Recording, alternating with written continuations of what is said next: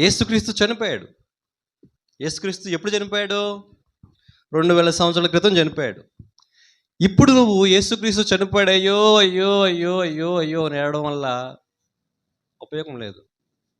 ఏం చేయాలి తెలుసా? యేసుక్రీస్తు చనిపోవడానికి కారణం ఏంటో మనకు తెలుసు కాబట్టి ఆ కారణాన్ని బట్టి ఇప్పుడు మనం దేవుని కోసం ఏం చేయాలో, దేవుడు మనకి ఏం చేయాలని ఆశపడుతున్నాడో అది చేయాలి. ఏం చేయాలంటే దేవుడికి ఏం కావాలి? మొదటికి ఏం కావాలి? మన హృదయం కావాలి. రెండవదికి ఏం కావాలి? మనం ఆయన స్థానంలో నిలబడి ఆయన కొరకు జీవించాలి. అర్థమవుతుందా?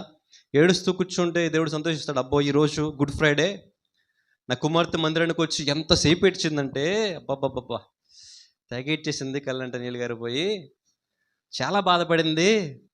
నా కుమార్తెను ఆశీర్వదించేస్తాడు అనుకున్నారా? ఆశీర్వదించడు. మన ఏడుపులు ఎలాంటి అంటే ఉద్రేకపూర్వమైన ఏడుపులు. చూశారు కదా టీవీలో, కాసేపు కళ్ళనీళ్ళు కారుతూ ఉంటాయిలే, మళ్ళీ తర్వాత మామూలు చర్చి నుంచి బయటికి వెళ్ళిన తర్వాత, అంతేనా?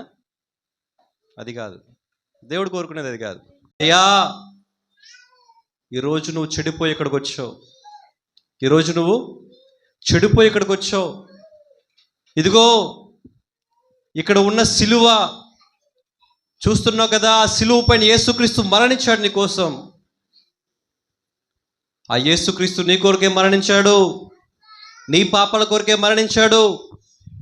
నీవు చేసిన ప్రతి తప్పుకు, పాపానికి, నీ చేతులతో చేసిన పాపానికి, నీ కాళ్ళతో చేసిన పాపానికి, నీ తలంపులతో చేసిన పాపానికి, నీ శరీరంతో జరిగించిన ప్రతి పాపానికి వెలగా ఆయన సిలువలో మరణించాడయ్యా.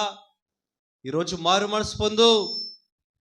ఈరోజు సిలువను గురించిన వార్త నశించిపోయే వరకు వెర్రితనంగా ఉంది, కానీ రక్షించబడే ఆలోచన నీకుంటే అది నీకు గొప్ప శక్తినిస్తుంది, అది నిన్ను మంచి వ్యక్తిగా నిలబెడుతుంది.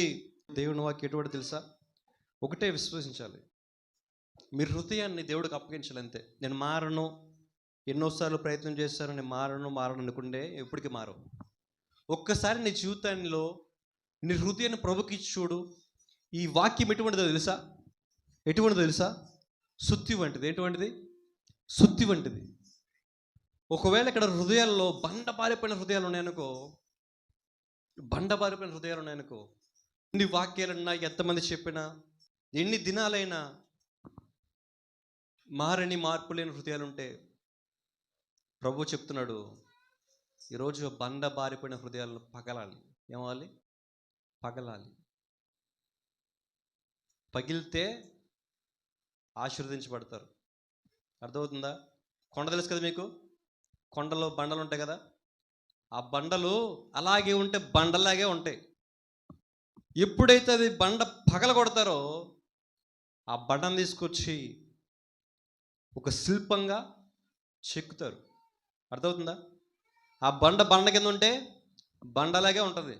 ఎప్పుడైతే బండ పగలగొట్టబడుతుందో ఆ బండ ఏమవుతుంది? ప్రయోజనకరంగా మారుతుంది. మీరు చూస్తారు కదా విగ్రహాలు, బయట శిల్పాలు, అనేక మంది నాయకుల విగ్రహాలు పెడతారు. ఆ విగ్రహాలు, ఆ స్టాట్యూస్, రకరకాల ఆకృతి కల్పించే నెమలి బొమ్మలు అవన్నీ కూడా ఎక్కడి నుంచి వస్తాయి? బండ నుంచి చేస్తారు కదా. ఎలా చేస్తారు? బండ నుంచి దాన్ని ఏం చేస్తారు? పగలగొట్టి చిక్కుతారు. ఈరోజు నీ హృదయము బండ పారిపోయిందిగా ఉంటే దాన్ని పగలగొట్టబడితే అది చెక్కబడి అందంగా తీర్చిపట్టబడుతుంది.